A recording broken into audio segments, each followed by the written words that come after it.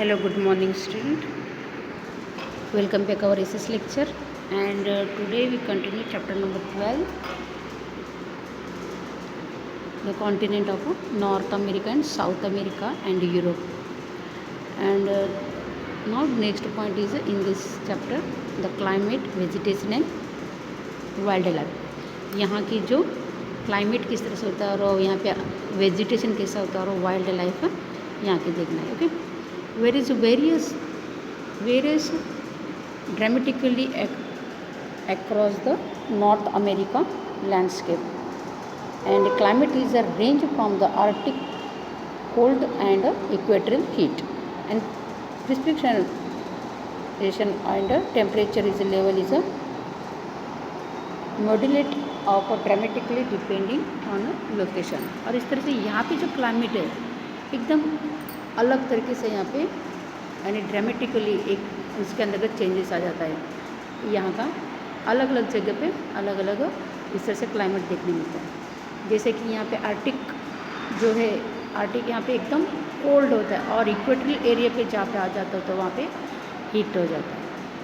And इस तरह से यहाँ पे जो क्लाइमेट है यहाँ पे जहाँ पे लोकेशन के हिसाब से अलग अलग है, अलग अलग लोकेशन में अलग अलग क्लाइमेट होता है. In many areas of North America, the climate is extremely cold and dry. ज़्यादातर नॉर्थ अमेरिका में क्लाइमेट कैसा होता है? Cold and dry. This is known as the tundra type of climate and which is span from the most Greenland to the mountains of the Alaska to northern Canada. और इस तरह से ये जो क्लाइमेट को क्या बोला जाता है? टुंड्रा टाइप है क्लाइमेट. और इस तरह से जो क्लाइमेट है वो ग्रीनलैंड के माउंटेन से होते अलास्का से नॉर्दर्न कनाडा तक इस तरह से क्लाइमेट यहाँ होता है. और सेंट्रल अमेरिका में कैसा होता है? Central America and northern Mexico has the tropical hot and humid climate. यहाँ पे सेंट्रल अमेरिका और नॉर्दर्न मैक्सिको में क्लाइमेट कैसा होता है? हॉट एंड ह्यूमिड क्लाइमेट होता है. And while the coastal areas expensive heavy rainfall and moderate climate. और कोस्टल एरिया में क्लाइमेट कैसा होता है? यहाँ पे हेवी रेनफॉल यानी कई जगह एकदम ठंडी और एकदम कोल्ड और कई जगह एकदम गर्मी यानी जो ट्रॉपिकल यानी हॉट होता है, हॉट एंड ह्यूमिड होता है. और कई जगह हेवी रेनफॉल होता है. यानी इस तरह से अलग अलग क्लाइमेट अलग अलग लोकेशन के हिसाब से अलग अलग जगह अलग अलग क्लाइमेट देखने मिलता है. यानी कभी हेवी रेनफॉल कहाँ है? कोस्टल एरिया में होता है. कोल्ड एकदम कोल्ड क्लाइमेट होता है, हॉट क्लाइमेट. एंड इस तरह से अलग अलग लोकेशन पे अलग अलग क्लाइमेट देखने मिलता है. And severe weather is the form of the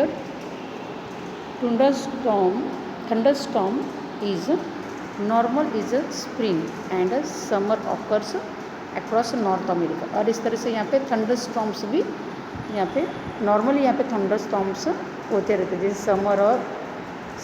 summer में इस तरह से होता है. और ये northern America and northern America में इस तरह से होता रहता है. डिवेस्टिंग ऑफ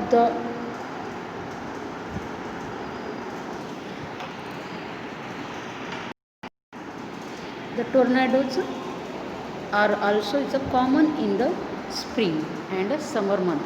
यानी यहाँ पे एकदम कॉमन है जो स्प्रिंग ऋतु में और समर में यहाँ पे टोर्नाडोज आ ही जाते हैं.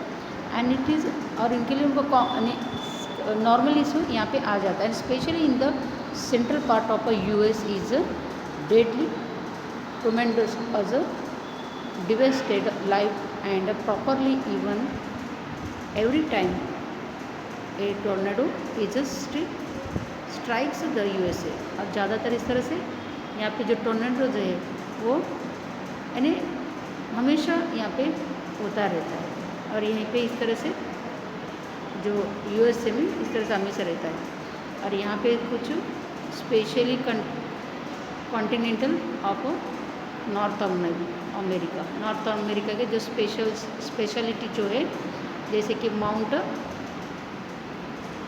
मैककिनली जो अलास्का में आता है, और यहाँ पे रेनडियर्स।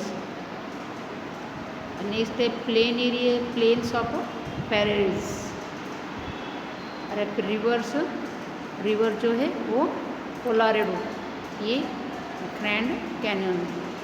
और यहाँ पे वाटरफॉल भी है, जैसे कि नाइजीरिया में फॉल्स भी ग्रेट है। और यहाँ पे वॉल्केनोज भी देखने मिलता है। यहाँ पे पोपोकैटेपेटी इन मेक्सिको में यहाँ पे इस तरह से वॉल्केनोज भी देखने मिलता है। इसके अलावा फॉरेस्ट भी है यहाँ पे, मिड टोरंटो जोन में यहाँ पे फॉरेस्ट भी देखने मिलता है, यानी अलग अलग तरीके से यहाँ पे चीज़ें देखने मिलता है, यानी स्पेशलिटी यहाँ पे अलग अलग यहाँ पे वैराइटीज़ देखने मिलता है। और इसके वजह से यहाँ पे wild life of continent of north America के जो वाइल्ड लाइफ, जैसे कि कौन कौन सेल, वेल और वुल्फ यहाँ पे देखने मिलता है।